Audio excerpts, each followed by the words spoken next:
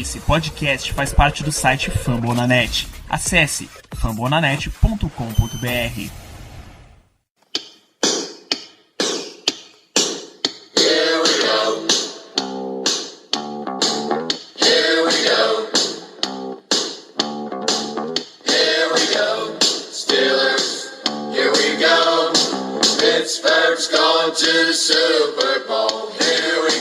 Muito bem, pessoal, estamos começando mais um Black Yellow Brasil Podcast, o episódio de número 64, seu podcast falando do Pittsburgh Steelers, para todos os torcedores do Brasil, direto no fambonanet.com.br.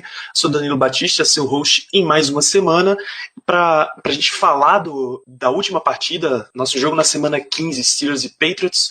Eu tenho no programa de hoje o Zé Brasiliano. Diga aí, Danilo, vamos lá comentar esse desastrezinho no final do jogo, principalmente que é o que valeu, né? Aquele final do jogo, um desastre para Steelers Nation. E com a gente também no programa, Ricardo Rezende. Fala, Ricardo. E aí, pessoal, como o Zé já antecipou muito bem, vamos falar sobre esse desastre que foi o final do jogo. Nunca fomos do céu ao inferno tão rápido em fração de segundos. Então, vamos lá gravar esse programa para vocês hoje. Então, semana 15, uma semana em que o Steelers chegou pro jogo sendo o único que tinha sendo o dono da maior sequência de vitórias da liga no momento. Eram 8 vitórias seguidas. Alguma coisa nesse sentido aí. Então, em casa, contra o New England Patriots, valendo basicamente a seed 1, porque nenhum dos dois times acredita que deve perder os próximos. Então, era a hora, como o Mike Tomlin disse lá em entrevista pro Tony Dungy, era o round 1 que ia definir como é que vai ser o round 2 na frente, era a hora da primeira caçada ao elefante, e o resultado do jogo foi New England Patriots 27, Pittsburgh Steelers 24. Foi um jogo que, para alguns, foi bem decepcionante, porque a gente não viu muito de defesa. Para mim foi um jogo espetacular, e no sentido de espetáculo mesmo da palavra, porque foi um jogo bonito de assistir, pelo menos eu imagino que tenha sido para quem não estava envolvido com torcida na partida, um jogo de muita troca, mas apesar de parecer ter tido muita troca, o Steelers entrou no jogo e foi levando ele com relativa tranquilidade, pelo menos em termos de placar. Então, no intervalo, a gente liderava por 7 pontos. Depois, quando acabou o terceiro quarto, a gente liderava por 8. Faltando 1 minuto de jogo, a gente liderava por 5. E mesmo assim, a virada veio. E eu queria as primeiras impressões de vocês de como foi essa partida. O marco que estava no Steelers, nessa sequência de vitórias que a gente vinha, era que o time produzia bastante no último quarto. O time entrava do jeito que a gente espera o Steelers, com os 2 pés, do jeito que a gente esperava que fosse a partida toda.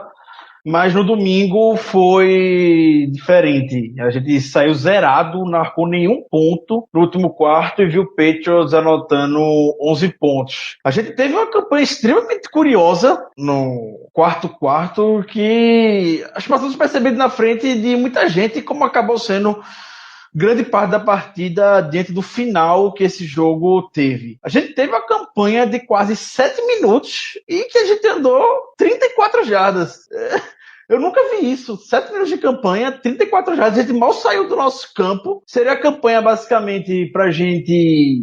Podemos dizer, a gente tá até brincando, né? 10 minutos de campanha, o fio de gol do Boswell, tchau, vamos embora. E acabou sendo que a gente não andou pelo campo. A gente chegou a botar o coitado Fitzgerald Toussaint em um momento que eu acho que a gente deveria manter nossos principais jogadores em campo, porque eram 2 first downs basicamente pra gente chegar na posição, chutar field goal, ir pra casa, e a gente mete o Fitzgerald Toussaint, não consegue andar, fica na terceira pra 1, a quem questiona que deveria arriscar, enfim, foi pro punt foi bom, mas viu Tom Brady andando pelo campo novamente. E bem, chegou na hora H, o time que o que a gente temia a partida toda acabou acontecendo. O Tom Brady agigantou diante do Steelers, como ele infelizmente faz com a gente, e foi lá com o Gronkowski e ganhou o jogo. Paciência. Foi um jogo curioso porque de todas as derrotas dos Steelers para os Patriots nas últimas temporadas aí, que a gente pode lembrar de cabeça facilmente dos desastres que já sofremos, foi o que o time mais competiu, né? foi o que a gente realmente teve mais próximo de ganhar. Eu não lembro de derrota para os Patriots que a gente ficou tão perto de ganhar como foi essa, mas fica aquela sensação de caramba, demonstrou ter recurso para ganhar dos Patriots, né? Alguns acontecimentos infelizes durante o jogo, perda de jogador, como Antônio Brown, mas será que a gente consegue ganhar dos Patriots, cara? Aí começa a ficar essa sensação, assim, porque como o Ricardo acabou de falar, o jeito que o Tom Brady se agigantou, fazendo um exploitation da nossa defesa com o Gronkowski, que parece aquele Madden no nível fácil que você aprende uma jogada só e começa a jogar essa jogada o jogo todo e você consegue andar o campo todo. E foi isso que aconteceu. Tava fácil para o Brady achar o Gronkowski no jogo no final. E, cara, será que a gente tem defesa para defender isso? Porque parece que fica um negócio meio complicado. Não, começa a dar esse pensamento, assim, será que a gente tem recurso para ganhar dos Patriots? Sei lá, quase ganhou dessa vez, mas será que vai ganhar alguma vez? Pra mim, nesse lance do Gronkowski, o mais marcante é o touchdown da virada final, que colocou eles 27-24. A bola partiu da linha de 23 do campo de defesa do New England. Então, primeira para 10, passe incompleto para Gronkowski. Segunda para 10, passe completo para Gronkowski, 26 jardas. Entra o 2-minute warning, porque faltavam 2 minutos e 6. Entra o 2-minute warning, primeira para 10 na linha de 49. Passe para Rob Gronkowski, 26 jardas. Primeira para 10 na linha de 25 do ataque. Passe para Rob Gronkowski, 17 jardas. E aí vem o passe para o Dion Lewis, touchdown de 8 jardas, com tentativa de 2 pontos. Passe para Rob Gronkowski novamente. O pessoal que assiste NFL e que não é torcedor do Patriots, obviamente, adora colocar eles a figura do Império Galáctico, o Império do Mal, saca? O Star Wars. A velha narrativa de que o Belichick é o Palpatine, que o Tom Brady é o Darth Vader. Eles esquecem de colocar mais um elemento nessa comparação, que esqueceram de dizer que o Gronkowski é a estrela da morte. Que na hora que eles quiserem ativar, não sei se existe alguém na liga inteira que tenha a capacidade para parar o cara, sinceramente. O que... Foi bem isso mesmo, Danilo, porque a partir do momento que eles ligaram o modo comeback no jogo, só a jogada era só com o Gronkowski, que parecia que era sempre aquela bolinha que passava por cima do defensor da gente, e o Gronkowski gigante lá conseguia pegar. Parecia que só era essa jogada. E não tem como condenar os Patriots, porque se essa jogada funciona quase o tempo todo, tem que usar quase o tempo todo, né? Faz o maior sentido. Só que não teve resposta defensiva, né, pra isso. E chegou o absurdo de ter falhas grotescas de coordenação com várias jogadas da defesa dos Steelers só com 10 jogadores em campo, ou seja, você tem um jogador que necessita cobertura dupla quase o tempo todo e você com a defesa com um jogador a menos, coisa que já tinha acontecido naquela derrota na abertura da temporada do ano passado, acontecendo de novo, ou seja, né, a gente... É duro admitir, mas mais um jogo a gente ficou abaixo, né? Outcoached, como o Caio costuma falar, nesses aspectos, por mais que você tenha competido, que você tenha ficado à frente no placar muitos anos, na hora que o jogo apertou, os Patriots estavam bem à frente da gente, né? Em diversos sentidos. Inclusive o New York Times, o post deles analisando o jogo Steelers encontram um novo nível de agonia na mão do Patriots, um novo nível de sofrimento nas mãos do Patriots. Porque é exatamente isso, cada vez que a gente encontra os caras, eles derrotam a gente de uma forma e só vai aumentando o sofrimento, e esse foi em níveis maiores ainda. O que a gente esperava que fosse feito, os matchups que a gente esperava que fosse feito em termos de estatística, a gente ganhou. Então é aquele negócio. Para ganhar, a gente tem que deixar Tom Brady fora de campo. Beleza. 24 minutos de relógio pro Patriots, 35 minutos de relógio pro Steelers. Vantagem gigantesca.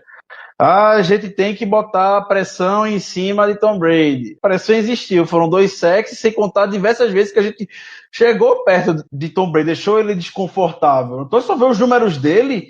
22 de 35, 298 jardas, um touchdown e ainda interceptou ele uma vez, o Vince Williams. Conseguiu um turnover. Terceira descida. Patriots 3 de 9. Steelers 10 de 16. 33% contra 62%. E mesmo assim a gente perdeu. Então é aquele negócio. A gente teve alguns erros na partida que também passam despercebidos agora, mas que custam a vitória. Então, o Villanueva entrou na partida com 3 faltas o ano todo. O Villanueva fez 2 faltas consecutivas no quarto. Parece merda, nada, mas contra o Patriots, olha o que custa. 5 jardas, a gente precisava de uma para conseguir um first down. A gente cedeu 2 faltas que geraram first down para eles. O Patriots não teve. Então, mas se a gente for vendo as estatísticas do jogo, for vendo os erros, a gente vai ficando cada vez mais doido e vai batendo na cabeça como é que a gente vai conseguir vencer o Patriots. É o único time da NFL que passa essa sensação pra gente. A gente entra contra qualquer time e já sabendo, a gente ganha, pode vacilar aqui, mas a gente ganha. Mas contra o Patriots, não. 69 jardas para Gronk no último quarto, na última campanha, isso é mais do que um campo, metade de um campo, quer dizer, de futebol americano, e a gente não tem resposta para ele. Mike Tomlin e Kent Butler tentaram. O Steelers abriu mão de jogar como tradicionalmente joga. O Steelers vinha nessa temporada jogando man-to-man 12% dos snaps, uma média. Só no domingo foi 65% dos snaps. Mudaram a formação, se esforçaram, tentaram, mas infelizmente isso não foi possível para parar essa dupla do demônio, Tom Brady e Gronkowski. Mike Tomlin, na coletiva dele, na entrevista que ele dá toda semana, na terça-feira, disse que assistiu o filme do jogo, repetiu, aprendeu e segue em frente. Por anos, nas últimas derrotas, a gente criticava. O Steelers não bota pressão, o Steelers só recua, é three-man rush e bota todo mundo em zona. Pronto, Mike Tomlin foi lá, vamos botar pressão, vamos jogar man-to-man, não deu certo. Segue outra tentativa agora. Não aprendeu até agora, tem que seguir. Uma hora a gente vai acabar tendo vantagem, nem que seja quando o Tom Brady se aposentar. Fazer o quê? Não tem muito o que falar, pô, sinceramente. Tem como fazer uma análise nisso. O time fez o que pôde com as peças que tem. Fazer o quê? A marcação homem a homem nessa quantidade deu relativamente certo, né? Porque a gente criticou demais os nossos cornerbacks nas últimas rodadas, né? Cada um com falhas grotescas em jogos diferentes, e os caras jogaram bem, tanto que os receivers dos Patriots fizeram uma partida ok, né? Nada que dá pra apontar que eles decidiram alguma coisa no jogo, né? Quem ouviu o jogo no SAP, né?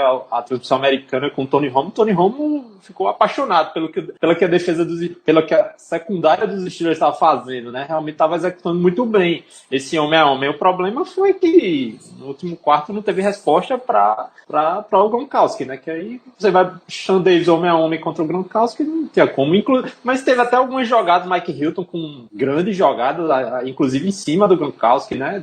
Fazendo desvio de passe e tal, mas não conseguiu segurar o jogo inteiro. E contra os Patriots você tem que ganhar 90 minutos, né? Não adianta você ganhar por 80 minutos, né? O problema é esse. 90 minutos não, 60 minutos, né? Então você tem que ganhar por 4 pontos. Tem que ganhar os 60 minutos. Se você excluir o Rob Gronkowski da conta, você tem Brandon Cooks, 4 recepções, 60 jardas, e só, porque o próximo que tem mais é Danny Amendola com 23. Nem o jogo corrido, que era tão, que a gente avisou bastante, foi tão prolífico. Dion Lewis teve 67 jardas em 13 carregadas, Rex Burkhead 12 jardas em 4 carregadas. Nada. Assim. Os números dos humanos nesse time não são nada assustadores. Assim. De novo, o problema foi inteiro ceder 9 recepções para 168 jardas só do Rob Gronkowski. Esse foi o que pesou completamente. Até o Ricardo mencionou a questão de pressão no quarterback. A gente ainda conseguiu 2 sacks, um do Cam Hayward e um do Bud Dupree. A gente conseguiu 6 quarterback hits. Bud Dupree, Tyson Alualo, 2 do Cam Hayward, Jason Hargrave, Stephen Tuitt. Então, de fato, setores que até então nunca tinham funcionado contra o Patriots funcionaram. Pesou a saída a gente achou que ia pesar muito a saída do Antonio Brown, quando ele estava com 3 passes na direção dele, 2 recepções de 24 jardas. saiu lesionado. Acabou que Juju Smith-Schuster conseguiu absorver a carga de pressão e 6 recepções, 114 jardas. Pelo menos a produção em jardas ele conseguiu. A bola teve que ser mais distribuída. Você viu Jesse James ter 5 passes na direção dele. Você viu Greenbow, Eli Rogers, Le'Veon Bell. Todo mundo teve a sua cota ali de participação. Claro que se você olhar só número de target e recepção, você vai estranhar comparando com semana passada, porque foram os absurdos 66 tentativas de passe. Nessa semana foram só 30. Mas o time inteiro funcionou na medida do possível. O problema, de novo, foi ceder aquilo tudo pro Gronkowski. O Sean Davis marcando ele foi 6 de 7, 113 jardas pro Gronk. Coitado do Sean Davis, né? O menino tentou, se esforçou, mas infelizmente contra New England só tentar não adianta. O Sean Davis é grande, tem uma envergadura, mas o Gronk e Tom Brady tem uma conexão sobrenatural, de outro planeta. Talvez se compare na liga só com Big Ben e Antonio Brown. Quando deram uma liga no último quarto, estariam até agora, jogo vencendo até agora, estariam acertando passes, andando pela secundária tranquilamente. E repito o que Mike Tomlin disse: assistir o filme, repetir, executar e seguir em frente. É possível, velho, que uma hora não vai ter uma resposta. Fica difícil até pra gente analisar aqui. O próprio pessoal dos Estados Unidos que acompanha o Steelers se cobre e também não tem uma resposta para isso. Reconhecem que o Steelers tentou, mudou, abriu mão de um esquema que já joga há anos para implantar nesse jogo. Executaram bem, razoavelmente bem. A defesa jogou bem, o front seven estava muito bem no jogo, mas novamente, na hora H, não tem como ser repetitivo. Pareceu Gronkowski. Sobre o Sean Davis, a gente não pode condenar, a gente pode criticar porque realmente foi um jogo fraco, né?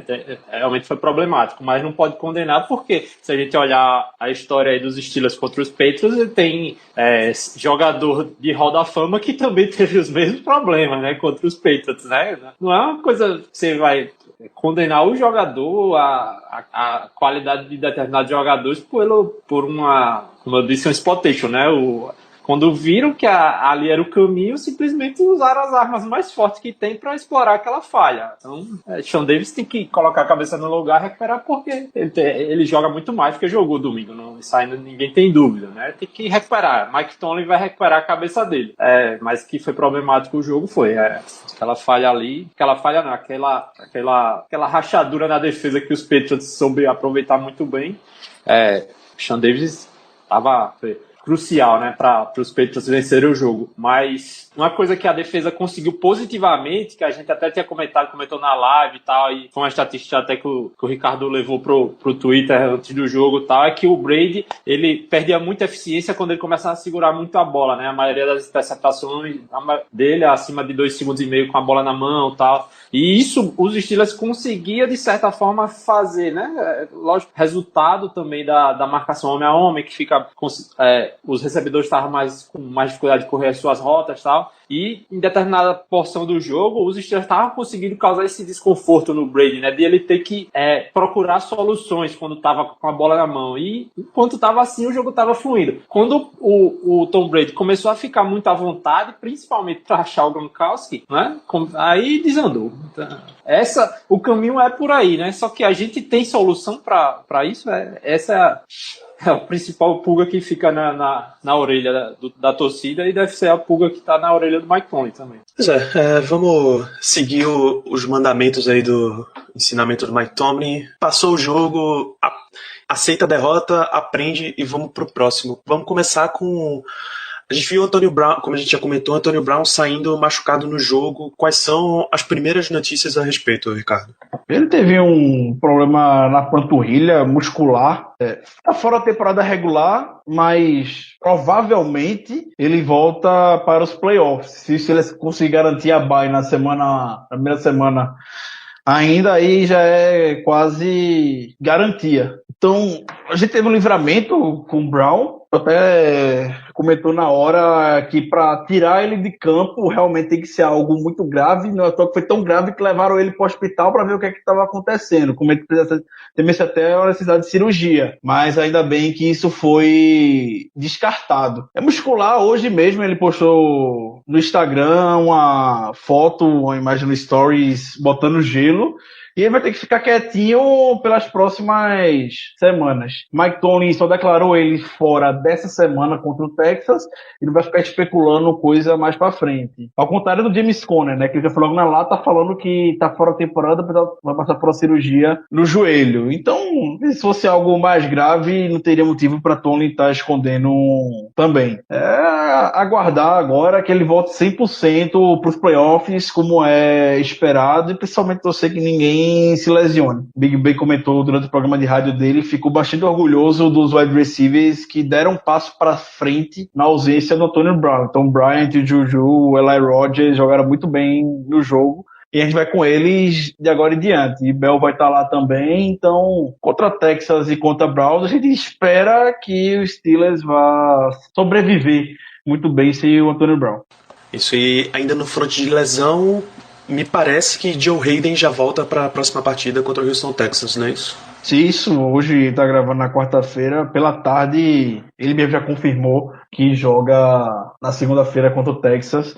Vai voltar na melhor hora possível, a gente não pode poupar ninguém agora. Tem que vencer os dois jogos para garantir essa Seed 2, pelo menos, da AFC. Então, volta do Joe Hayden, do Vance McDonald, volta o Marcus Gilbert de suspensão também. Steelers vai estar basicamente agora completo sem Antonio Brown só e sem o Chazier. E ele tá fora da temporada também. Mas vai estar ainda recheado boa parte do elenco. Vai estar seu principal jogador do ataque, seu principal jogador da defesa, mas o time tá bem esse ano em termos de talento ainda, então tá tudo certo. Virou playoff já, né? Tudo agora é playoff, né? Jogo de janeiro já. Já passou o Réveillon, já Perfeito, todo mundo Zé. Já fez a festa e virou o playoff agora. Perfeito, Zé, perfeito. Pois é, então nessa semana 16 o Steelers vai até Houston para enfrentar o Texans na segunda-feira. É um jogo que pra gente é o correspondente ao segundo horário do domingo. É 7h pouca da tarde, horário de Brasília, 6h30 no horário de Recife.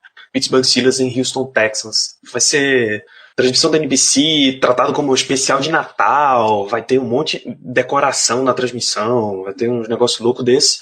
Se você ainda tiver afim de secar visando uma seed 1, você tem que ficar de olho no jogo do Patriots contra o Bills. Eles recebem o Bills em New England, o primeiro horário do domingo, dia 24. No segundo horário, você já fica de olho para manter a nossa Seed 2, a Jacksonville Jaguars em San Francisco 49ers. Então, se você tiver afim de gastar o espírito natalino com secador, vai nesses dois, senão o Steelers só depende de si mesmo para garantir a Seed 2.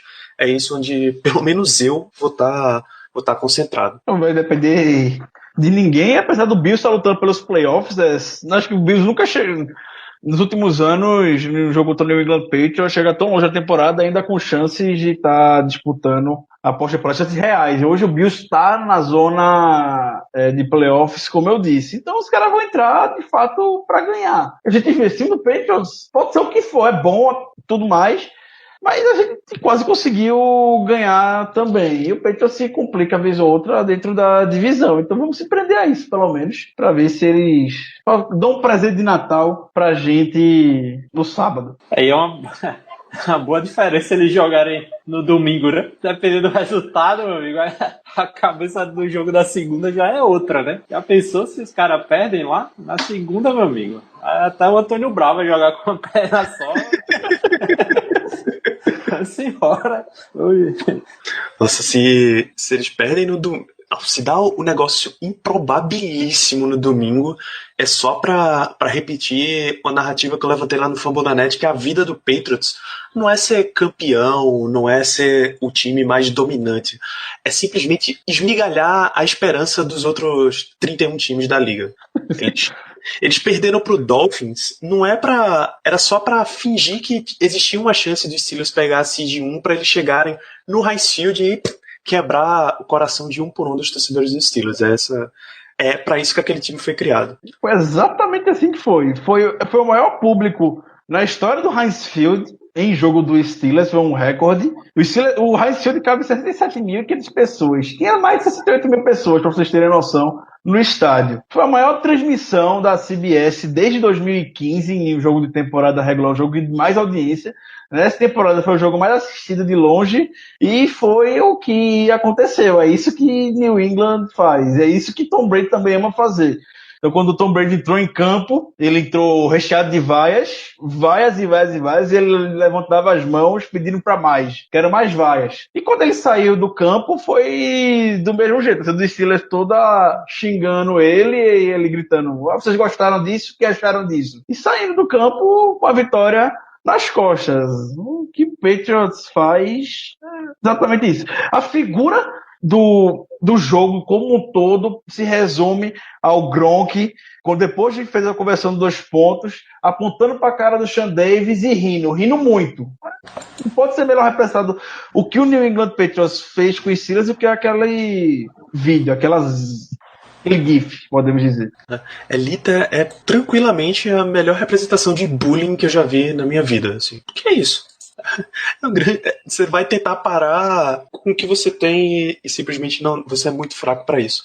A gente vai fazer o quê? A gente apanha a se lamentar e move on. Move on, hora de enfrentar o Houston, Texas. É isso. Essa inclusive, é uma das outras grandes capacidades do Patriots, que é a velocidade com que eles conseguem tirar a poeira de cima, mudar o foco completamente e ir só pro próximo jogo. Foi aquela temporada, 2 anos atrás, que eles tomaram uma derrota feia em Kansas City, a famosa postagem do A Dinastia Acabou, lá do Tricurt, enfim, e Bill Belichick senta com toda a calma do mundo para a coletiva e responde, nós estamos indo para Cincinnati. E aí ele começou a campanha que deu o 4º título deles.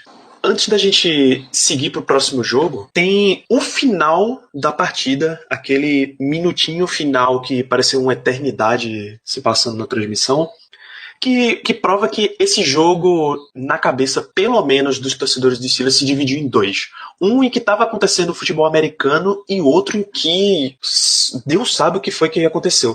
Então o Steelers recebeu a bola depois do que o Patriots marcou aquele touchdown, conversão de 2 pontos, a risada do Gronkowski na cara do Sean Davis, kickoff, recebeu a bola na linha de 21. Tá? Juju Smith-Schuster retornou até a linha de 21. Passe a gente já sabia que tinha que ser uma campanha muito rápida, bola saindo pela lateral, tentando ou chutar um field goal para empatar o jogo e levar para o overtime, ou um touchdown para virar, obviamente, e ganhar o jogo. Então, um passe para o Juju Smith-Schuster, 69 jardas de avanço. Excelente. Timeout imediato. Já era o nosso 3º timeout. Tinha 34 segundos no relógio. Volta a jogada. Passe curto, Jesse James, 10 jardas, touchdown, revisão de jogada, e o passe foi marcado como incompleto e a jogada foi revertida. Segue o scout oficial. Passe para Hayward Bay para mais 3 jardas e um passe pelo meio para Eli Rogers, que foi desviado por Eric Rowe, interceptado por Duron Harmon, touchback, final de jogo. Era um caos. Entre esse último timeout e o fim do jogo, foi um negócio maluco assim nos Steelers, e já saíram durante a semana alguns relatos do que teria acontecido. Se você tiver mais informações pra gente, Ricardo. Então, como o Danilo já apresentou a narrativa do que aconteceu durante esses 10 minutos que pareceram 3 dias pra gente. Começando pelo tempo. Então a gente tem um tempo a pedir e 56 segundos de relógio. Big Ben fez esse big play com o Juju.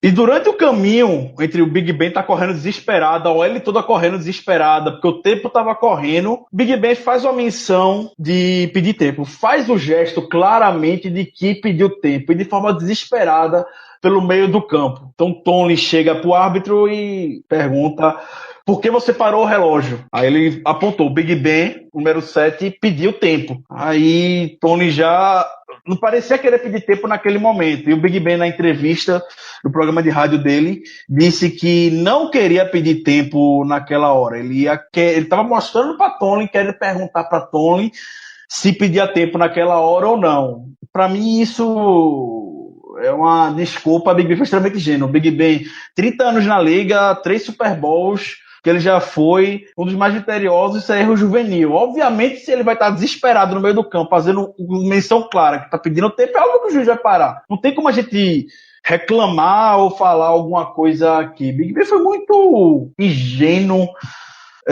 nesse lance, extremamente inocente. Enfim, relógio parado, teve a jogada do Jesse James, marcação do touchdown, os juízes foram rever. Durante essa revisão de jogada, Mike Tomlin comentou na terça-feira na coletiva dele que um dos juízes chegou nele e falou que existiam vários cenários que estavam analisando. E o que era mais provável é que houve a recepção completa, porém que o Jesse James parou na linha de 1 jarda. Então o que aconteceria? Bola na linha de 1 jarda, 10 segundos do relógio iria correr e o relógio voltaria a correr a partir do momento que o juiz posicionasse a bola. Com isso em mente, Mike Tomlin e Todd Haley foram preparar o cenário para essa jogada. E quando houve a marcação oficial, foi algo que Tomlin não estava levando muito em consideração, podemos dizer. Com isso em mente, o Steelers preparou somente uma jogada. E para mim, na minha opinião, essa jogada foi o que acabou a partida. Não foi o fake spike, ou seja lá o que for, logo seguinte. Para mim, botar uma bola ainda dentro de campo, ainda mais no meio do campo, ali é um suicídio quando você não tem mais tempo no relógio, é uma situação que você precisaria fazer uma jogada logo após extremamente corrida. Foi o passo pro Darren Bale, o Malcolm Butler foi perfeito, deu tackle dentro do campo, o relógio continuou correndo. Pronto, ali pra mim foi onde o jogo acabou. Então Big Ben corre pra linha de scrimmage, mostra pra todo mundo do ataque que ele vai fazer o spike pra parar o relógio e tá no ouvido dele Todd Haley gritando: don't clock it, não pare a jogada, não pare, faça uma jogada, tem tempo pra fazer uma jogada. Então ele desesperado olha pro Eli Rogers, faz a missão de rota e lança para Eli Rogers interceptado. Foi um caos o que viveu a sideline do Steelers. Então tem um programa da CBS, o Insider da NFL, que mostra, fosse o NFL Filmes, mostra o que está acontecendo dentro do jogo. Eu ainda não vi ainda que saiu na internet o vídeo, como geralmente sai, da comunicação. São câmeras dentro do campo, bem estratégia, com o microfone ligado, que você consegue ver. Então, já foi constatado que Mike Tomlin chega para Todd Haley e fala: peça para ele não parar o relógio, chame mais uma jogada. Foi justamente nesse tempo que o Big Ben tá correndo fazer o spike que o Todd Haley fala don't clock it, faça mais uma jogada, ele olha para Eli Rogers e pronto, acontece aquilo. Coisa que eu não tenho problema, Mike Tomlin disse que o Steelers joga para ganhar sempre, e se ele vê a oportunidade de fazer mais uma jogada, ele ia fazer. E foi isso que aconteceu. Mas também disse que se o Big Ben identificou que não teria condição de fazer alguma coisa ali, que parasse o relógio naturalmente e que ele ia chutar o field goal. Depois do jogo, entre o domingo e a terça-feira, foi uma apontação de dedo a procurar um culpado diante disso tudo. Não acho que Big Ben tenha conduzido muito bem isso. Eu não acho que Big Ben tenha que estar vazando isso para todo mundo, de que Todd Haley mandou ele fazer tal jogada, expôs muito Todd Haley, e chega Mike Tomlin e salva meio que os dois, confia no Big Ben, eu que pedi pro Todd Haley chamar a jogada, e segue em frente. A mídia tá questionando bastante esse negócio, o Steelers não tá preparado, foi por isso que perdeu, coisa desse tipo.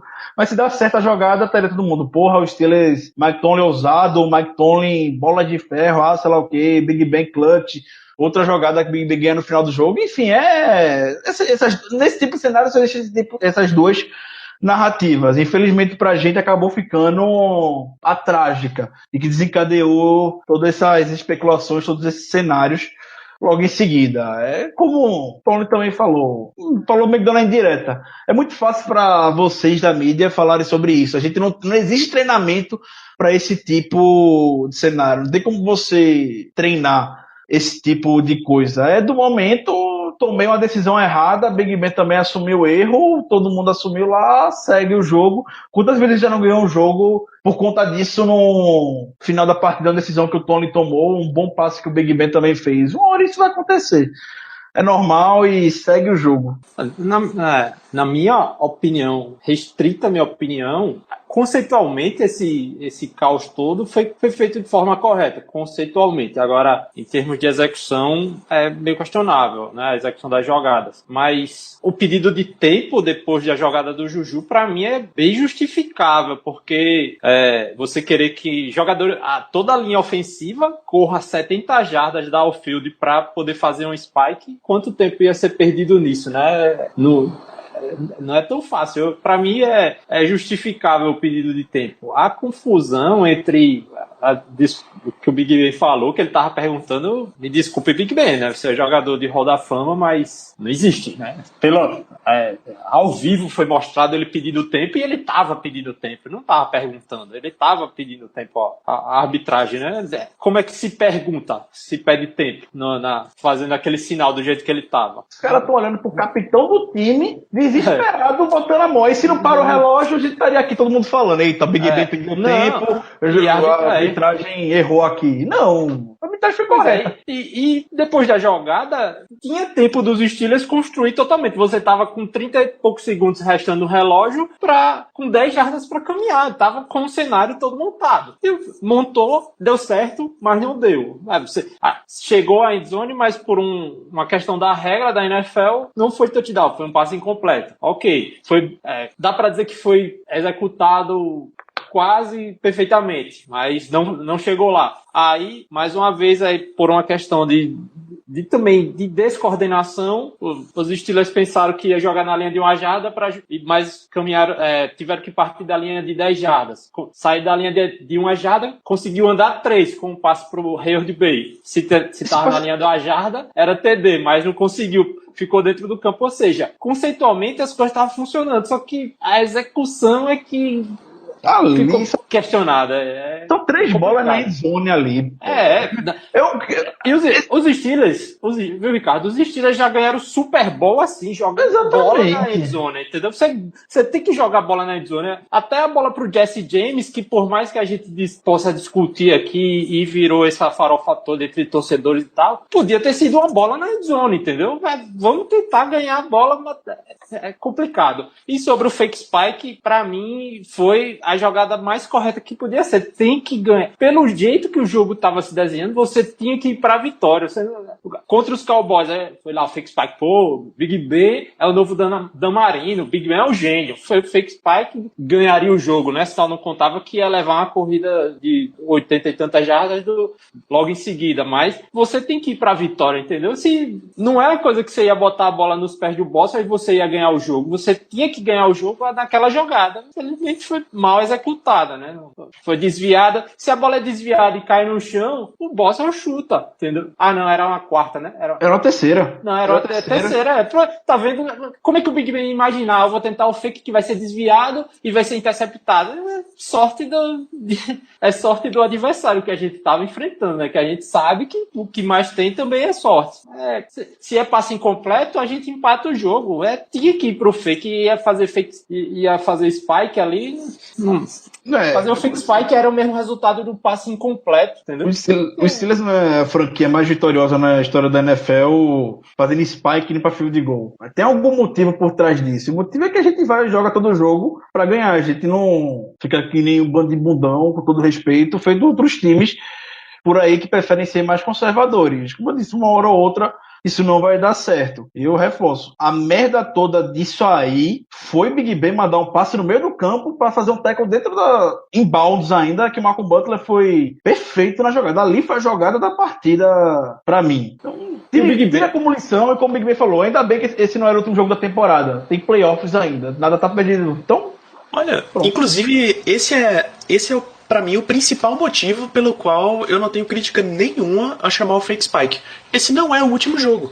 A crítica enorme é porque teve a interceptação e isso acabou com a partida ali. Mas, você consegue, engole a derrota e volta pra lutar outro dia. É filosofia básica de guerra.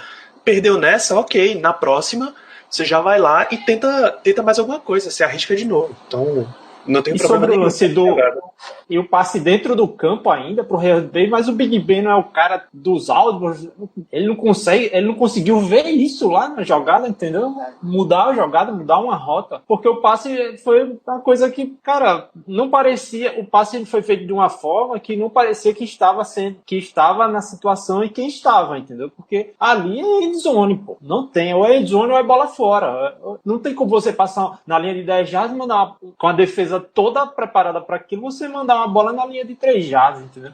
Para 3 jardas. Essa jogada eu concordo totalmente com o Ricardo. Foi a jogada que desmontou ali toda a situação e teve que fazer gerar toda aquela situação, né? De decidir se é spike, se é fake spikes e tal. Só se é uma bola fora, você vai para um huddle e tal e vai jogar. Tem 2 jogadas para jogar o jogo. E do jeito que foi, virou 10 segundos para jogar a decisão do Seed 1 na NFL.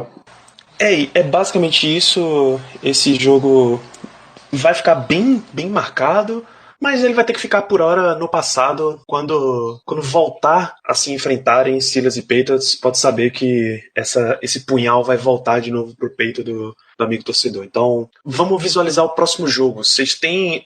Eu, particularmente, não tô nem aí. O que é que vocês têm de comentário a respeito dele? O Bill O'Brien já confirmou que ele vai enfrentar o grande TJ Yates na segunda-feira. Obviamente, sempre tem que ficar com o pé atrás. É Steelers jogando fora de casa contra um time com campanha negativa e uma defesa um pouco ajustada. Uma defesa tá seus principais jogadores, mas continua ajustada. Sei que vem de um jogo de 40 pontos pro Jaguars, mas em casa, tudo isso sempre ficar com atrás. Eles têm um jogo corrido, o Lamar Miller é um dos destaques da temporada correndo com a bola e novamente, isso que a gente já passou dessa temporada. No jogo contra o Bears, eu falei a mesma coisa, fora de casa, etc.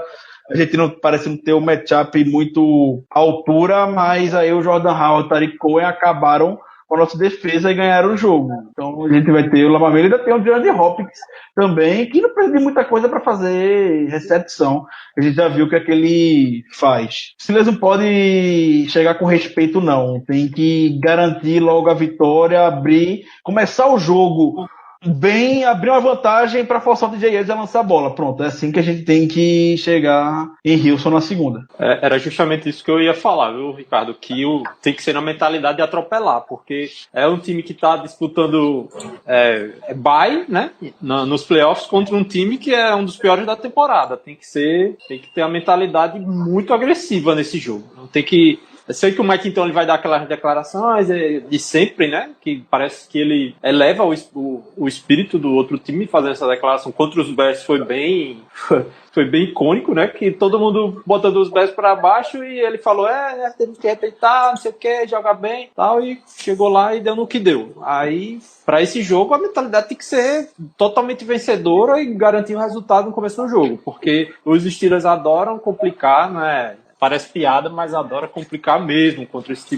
tipo de time, né? E quanto menos resultado você depender no final da temporada, vai que os resultados sejam mais favoráveis, o cenário fica mais tranquilo, né? Com o passar das semanas. Você não pode depender de correr o risco de ter que jogar um wild card e tal, vacilando contra a Houston, Texas, time que tá 4-10 na temporada. Exato, olha, é isso mesmo. Enquanto o Ricardo falava, eu também comecei a pensar... Esse é o primeiro momento em que eu tô efetivamente pensando a respeito desse jogo, e tem que ser isso mesmo. É hora de endurecer completamente, já ligar a mentalidade de playoff, porque é isso o que nos gesta, e primeiro trabalhar o que a gente achar que tem que trabalhar de fraqueza que tenha, e já entrar com tudo visando jogos de janeiro. Foi assim que o time ficou depois daquela derrota da temporada passada contra o Dallas Cowboys. Ele venceu todos os jogos da temporada regular, saiu de um 4-5 para ir para um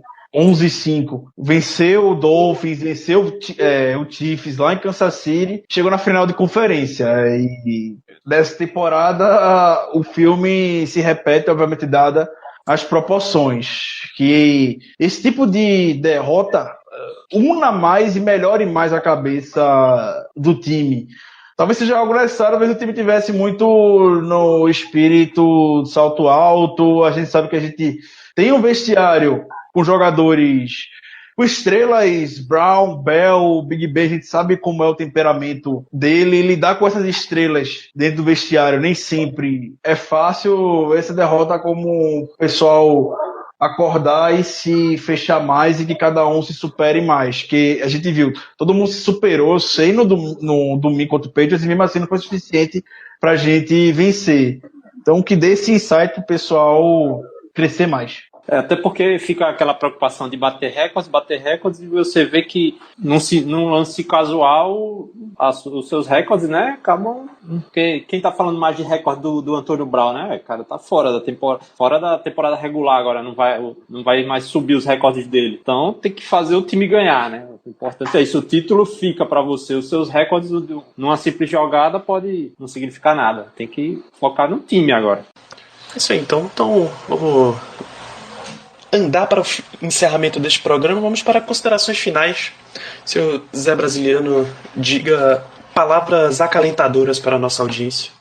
O que eu tenho de acalento é que, eu já falei isso, acho que em quase todas as participações eu falo, né? O espírito do time conseguir chegar no final competindo, só que dessa vez competiu, quase foi, né? Mas mesmo assim dá para ver que o time é competitivo, tem que levar em consideração o adversário que a gente enfrentou. Então, eu concordo demais com o Ricardo aí de que o cenário é muito parecido com o pós-derrota para os Cowboys. Inclusive, foi para os Cowboys o fake spike deu certo e dessa vez não deu certo. Mas eu acho que agora a arrancada vai, viu? A arrancada vai ser positiva. Mas tem que parar com esse negócio aí de Big Ben tá dizendo que foi a sideline que mandou. Isso aí é totalmente desnecessário, mas tem que manter o espírito do time, né? O espírito do time de chegada. Essa é a minha consideração final. E Ricardo, suas considerações finais no programa de hoje. Antes de tudo, em nome de todos aqui, que fazem parte do podcast, desejar um Feliz Natal para você, caro amigo ouvinte, nosso querido seguidor. Vamos continuar fazendo esse trabalho que vocês apreciam tanto na gente, independente do que falam por aí. Então, pode ficar tranquilos que nosso estilo não será alterado. Foi assim que a gente chegou até aqui e é assim que a gente vai continuar se construindo e se firmando no cenário brasileiro de futebol americano para vocês que acompanham a gente. A segunda coisa, o David Demeshek, ele postou um vídeo no sábado, lá em Pittsburgh, comentando sobre o antigo matchup entre Patriots e Steelers e que ele não considera uma rivalidade, e eu concordo com ele. A gente perde pro Patriots com a frequência que vocês já sabem. Então isso aqui não é uma rivalidade. Então, os Steelers têm que encarnar o ritmo de que é o único time com 6 títulos na NFL. Os demais tem a mesma quantidade de títulos que Tom Brady tem. Tom Brady tem 5 títulos e os outros times que se equiparam, Dallas Cowboys e 49ers, também tem 5 títulos. E ele pediu pro time encarnar esse espírito. Não deixem Tom Brady chegar aos seus títulos, senão a gente não vai ter mais como se firmar como maior franquia, podemos dizer, da NFL. E que no domingo seria um novo início de uma nova rivalidade entre Patriots e Steelers. E eu posso afirmar que, de fato, começou um novo capítulo na rivalidade de Patriots e Steelers. Esqueça que a gente já sofreu antigamente na mão de Tom Brady. A gente continuou sofrendo no domingo, a gente continuou perdendo no domingo, continuou. Mas do jeito com que o time jogou grande parte da partida, de como o time se portou, é o que eu digo que faz com que houve essa mudança na página. Ficou mais claro pra gente. Antes a gente entrava com medo do Patriots. O Patriots é imbatível, a gente não vai nunca ganhar do Patriots, e a gente viu que pode sim ganhar de New England. Com essa mentalidade a gente vai seguir em frente, e se a gente se enfrentar nos playoffs com o nosso time, jogadores que têm à disposição saudáveis, a gente vai conseguir sair com a vitória. É isso que eu quero deixar. Muito bem, então reforço o desejo, boas festas, Feliz Natal para os ouvintes, seguidores, toda a família. Deixe seu presentinho de Natal para o Black Yellow Brasil em forma de 5 estrelinhas. Você compra 6, deixa 5 ali no iTunes pro podcast, e a última você coloca lá em cima da árvore de Natal, deixa uma decoração maravilhosa na sua casa.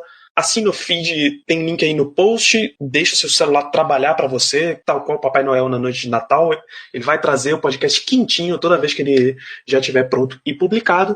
E segue lá, Black Yellow BR, no Twitter, no Instagram, no Facebook, para acompanhar todas as notícias do Pittsburgh Steelers. Lembrando de novo, transmissão da ESPN para Steelers e Houston Texans. É segunda-feira, 7h30, horário de Brasília. Não perca o jogo, dia 25. É feriado, você provavelmente vai estar bem quebrado em casa depois do dia 24, depois daquela ceia inteira. Pega aquela sobrinha de peru, dá um esquenta, faça a sua receita preferida e senta lá para assistir o jogo. A gente volta na semana que vem para falar dessa partida. Então, um grande abraço e até lá. Yeah, you know what it is. Black and yellow, black and yellow, black and yellow, black and yellow. Yeah, you know what it is. Black and yellow, black and yellow, black and yellow, black and yellow. Yeah, you know what it is.